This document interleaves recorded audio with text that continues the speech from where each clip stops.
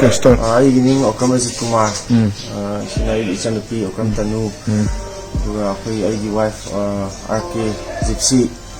COVID positive over the Gi, 23 May, Zelensky, COVID block to the Pukhalapune, date 26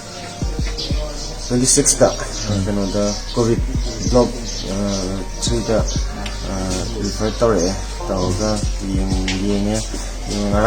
ngarang se kangaudana sira sila podagi ICU manungda kan mangamudre ha kare person yang beto kan mangamda lai kitre to mari lena akoi patient party ha kare patient party ne kan sau bodagi ha kare sau khatha bangamda bodagi poche